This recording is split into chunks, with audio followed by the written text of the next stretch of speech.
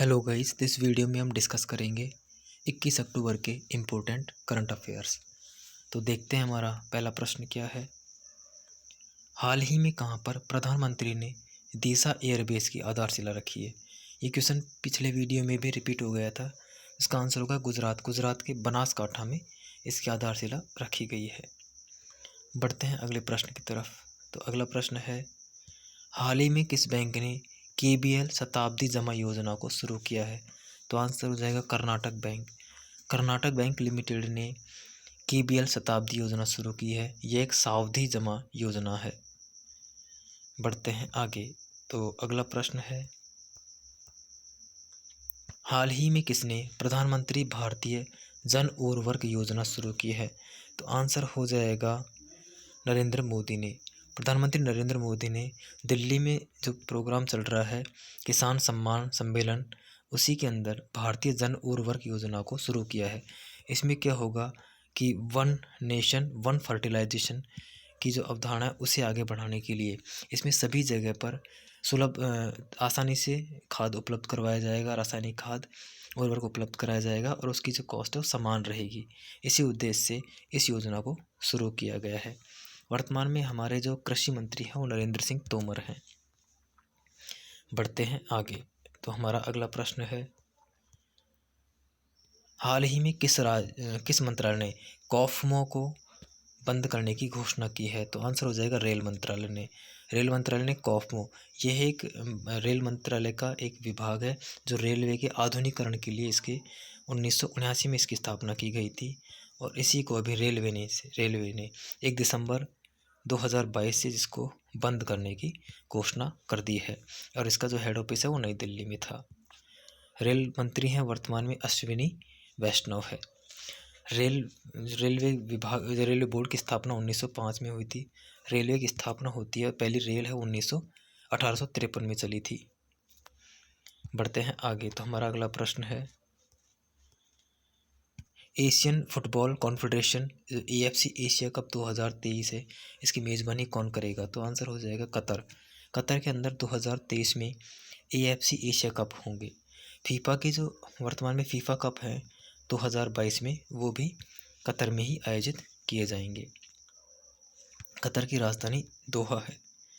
बढ़ते हैं आगे। तो अगला प्रश्न है, हाल ही में देश की सबसे बड़ी फिक्स्ड लाइन सेवा प्रदाता कौन बनी है। तो आंसर हो जाएगा रिलायंस जियो।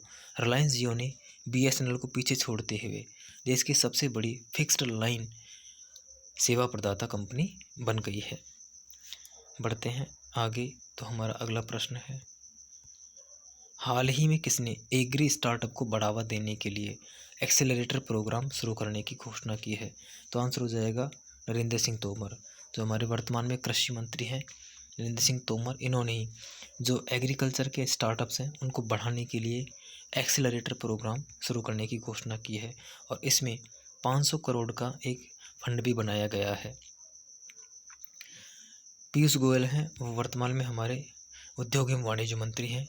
जितेंद्र सिंह है, वो विज्ञान एवं प्रौद्योगिकी मंत्री हैं। बढ़ते हैं आगे।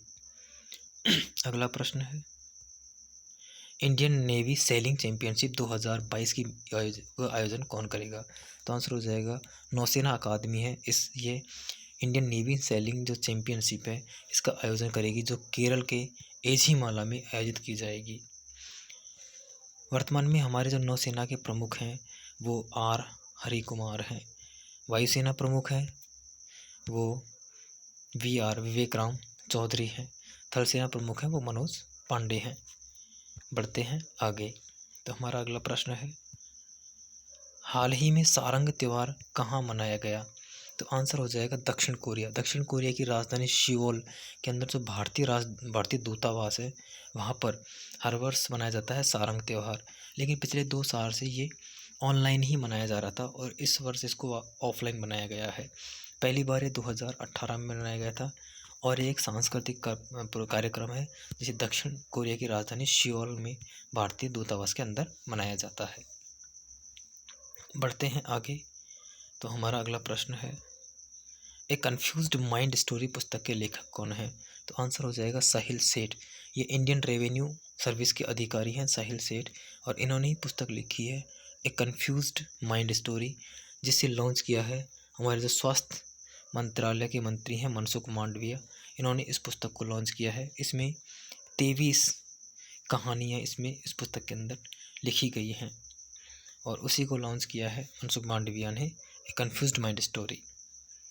बढ़ते हैं आगे। तो हमारा अगला प्रश्न है, हाल ही में विश्व सांख्यिकी दिवस कब मनाया गया? तो आंसर हो जाएगा 20 अक्टूबर। 20 अक्टूबर को विश्व सांख्यिकी दिवस मनाया जाता है और यह 5 वर्ष में एक बार मनाया जाता है। इसकी शुरुआत पहली बार ये 2010 में मनाया गया था और अब ये इस वर्ष मनाया गया है, जो 5 वर्ष में एक बार विश्व सांख्यिकी दिवस मनाया जाता है। राष्ट्रीय सांख्यिकी दिवस है वो हर वर्ष 29 जून को मनाया जाता है। बढ़ते हैं आगे। तो हमारा अगला प्रश्न है, हाल ही में जेपी मॉर्गन इंडिया के प्रमुख कौन बने हैं? तो आंसर हो जाएगा कौस्तुभ कुलकर्णी। इन्हें जेपी मॉर्गन इंडिया के प्रमुख बनाया गया है। जेपी मॉर्गन एक अमेरिका की कंपनी है जो कि एक फाइनेंशियल कंपनी है और उसी के जो प्रमुख है भारत के लिए वो कौस्तुभ कुलकर्णी को बनाया गया है। प्रमोद चंद्र मोदी है वर्तमान में राज्यसभा के महासचिव हैं। उत्पल कुमार सिंह है वो लोकसभा के महासचिव हैं। एम श्रीनिवासन है वो दिल्ली एम्स के वर्तमान में निदेशक हैं। बढ़ते हैं आगे। तो हमारा अगला प्रश्न है, हाल ही में किसने धनवर्षा योजना शुरू की है? तो आंसर हो जाएगा LIC, लाइफ इंडिया इंश्योरेंस ने लाइफ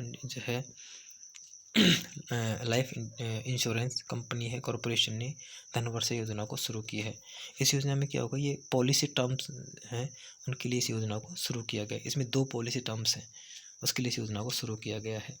LIC की जो स्थापना है वो 1956 में हुई थी। हेड ऑफिस इसका नई दिल्ली में है। बढ़ते हैं आगे। तो हमारा अगला प्रश्न है, हाल ही में किसे पेटीएम पेमेंट बैंक का अंतरिम CEO नियुक्त किया गया है? तो आंसर हो जाएगा दीपेंद्र सिंह राठौड़ को। दीपेंद्र सिंह राठौड़ को पेटीएम पेमेंट जो बैंक है उसका इंटरिम CEO नियुक्त किया गया है। पेटीएम पेमेंट बैंक की स्थापना हुई थी 2015 में और एक माइक्रो फाइनेंशियल कंपनी है। बढ़ते हैं आगे।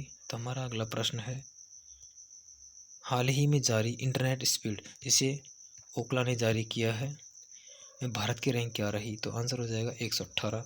पिछले साल ये ब्रॉडबैंड नेट की स्पीड है कि में रैंकिंग है, पिछले वर्ष रही थी 117 और इस वर्ष रही है 118। मोबाइल इंटरनेट स्पीड के अंदर जो भारत की रैंक है वो 79वीं रही है, पिछले वर्ष रही थी 78वीं और इस वर्ष रही है 79वीं रैंक। और ब्रॉडबैंड इंटरनेट स्पीड में भारत की रैंक रही है वो 118वीं रही है। बढ़ते हैं आगे।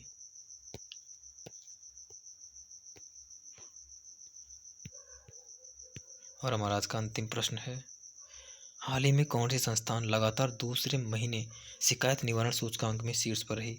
तो आंसर हो जाएगा unique identification authority of India UIDAI है, वो शिकायत निवारण सूचकांक में दूसरे महीने लगातार शीर्ष पर रही। स्थापना होती है unique identification authority of India की स्थापना होती है 2009 में। हेड ऑफिस है नई दिल्ली में और वर्तमान जो CEO हैं वो सौरभ गर्ग हैं। तो ये हमारा वीडियो था 21 अक्टूबर को का। वीडियो कैसा लगा आप कमेंट करके ज़रूर बताएं।